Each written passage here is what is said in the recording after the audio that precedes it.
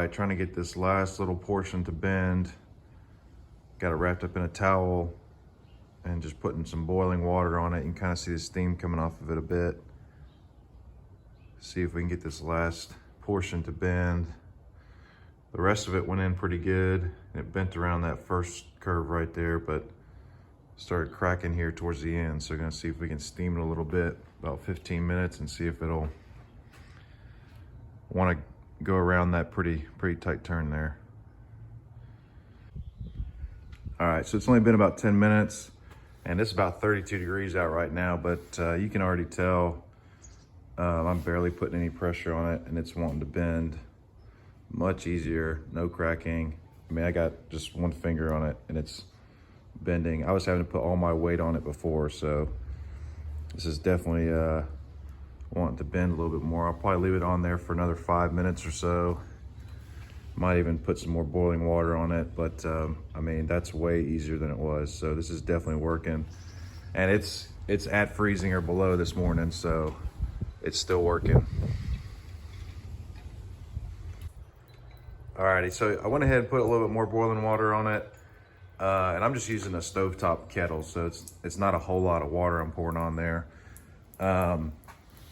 But I mean, I'll probably go ahead and take this off here in a second and just screw it on. I'm gonna screw it into the rib and the front part of the keelson dry without any glue, just to get it to kind of set that way. And then once it dries out, I'll take the screws out, put the glue back in, or put glue in and then screw it back into place, and then it'll be good to go. This is just 1x3 lumber, so it might take longer for some longer pieces, and I guess you could build a steam box, but this actually worked out pretty well. So I'll do it on the other side. You can see this side isn't steamed, and I mean,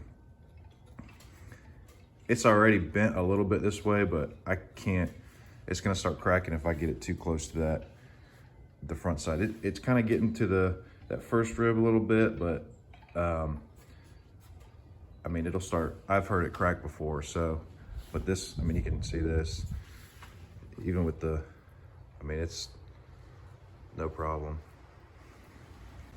All right, so this is real quick without the towel on. I mean, it's just going right in there, no problem.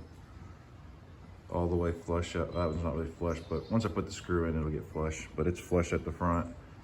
And I mean, it's no problem. That's a nice curve too, so. All right, let's do it. All righty, there we go.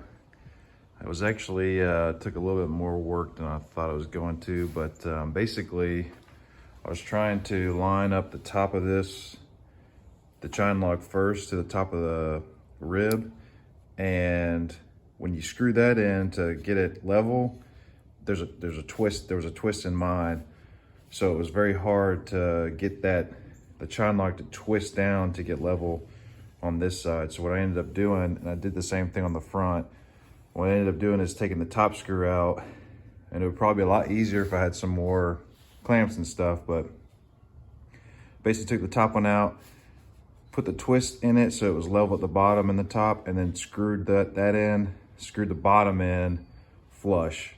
It's a lot easier to twist it. I was having to use a lot of my body and my wrist, so if you can't turn it with your body and your wrist, you're gonna have to get some clamps and stuff, but it was a lot easier to get the twist out first, screw these in to set that twist, and then screw the top in. And then on the front, I ended up having to put a 3-inch screw in at the bottom because this front one was pulling out. Because that twist was just, the torque of that twist was just so much, this one screw couldn't hold it. So I ended up putting a 3-inch screw, basically going straight in like that at the bottom first, and then screwing the top end and screwing this little one in the front. So hopefully it stays like that, so when I go up to glue it, that twist will be gone. But you can kind of see it's much more flush than it was before. I mean, there's a huge gap in there when I first did it because there was so much twist in this 1x3. But anyway, so that one's good. I just gotta do the other side.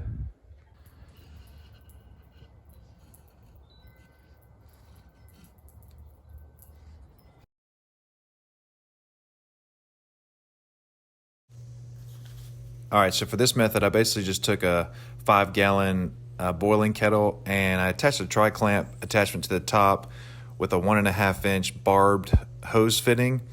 And then I just basically boiled the water on sort of like a turkey frying propane heater.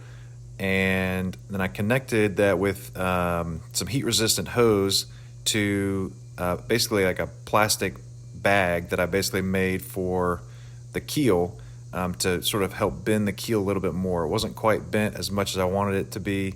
So I basically just wrapped this plastic around and then kind of sealed all of the ends to trap in the steam. And it actually worked really well. I got this method actually from another person on YouTube from Total Boat. They actually use this method to bend some pretty large pieces of wood and with pretty dense, thick oak wood. So this is a really good method. And if I hadn't have already screwed all this down and glued it in place, this would have been really, really good, especially to wrap an actual bag around it, like a big plastic bag, and then steam it as you're bending it in place. And this is a really great method. You can steam it in place and not have to steam it in a box and then try to get it as quick as you can to your mold. You can actually like steam it on the mold in place, and it works extremely well. The biggest thing you have to look out for with this is making sure that your water level, you don't run out of water in your boiling kettle, and that you just kind of keep a small weight or something on top just to build up a little bit of pressure. You don't want a ton of pressure on there, but you want to force the steam through that hose to go into the bag.